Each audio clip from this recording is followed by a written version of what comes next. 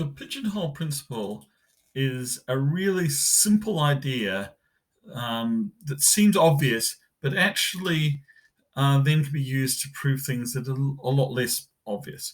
So the basic idea is if you've got, say, 10 places to put things, and you've got 11 things to put in those places, then at least one of those places must have two things. So the idea is if you've got in holes, it doesn't have to be holes, but whatever you want to call it, and n plus one things,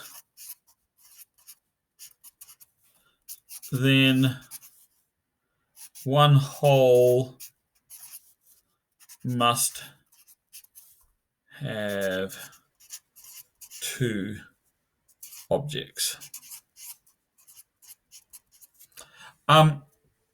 Now, an example of something a little bit less obvious that you can prove with it is show that any 5 points chosen in a 2x2 square must have 2 within a square root of 2 distance.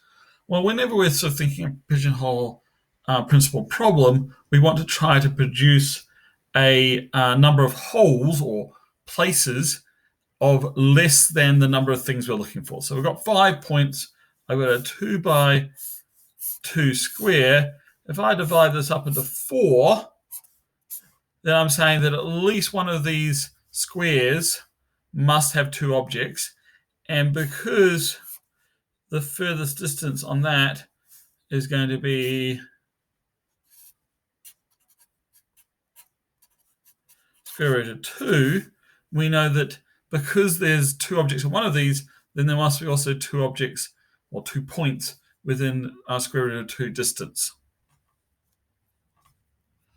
It can be used for much more mundane things, like you could think about if you've got 5 different types of socks, how many socks must you pick out of a drawer to be certain you have a pair?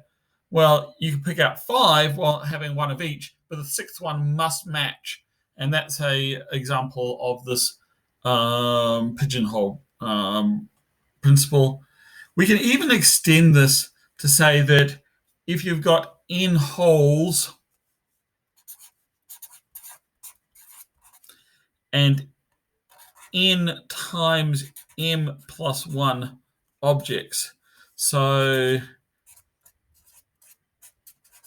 we've got 3 holes and 4 times 3 plus 1, 13 objects. Then one hole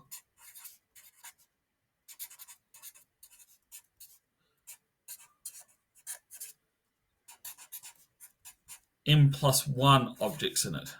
So if you've got 13 objects going between your 3 holes, you must have at least one that had 5 objects in it, because you couldn't have 4 objects in each would only be 12, so you got a 13th.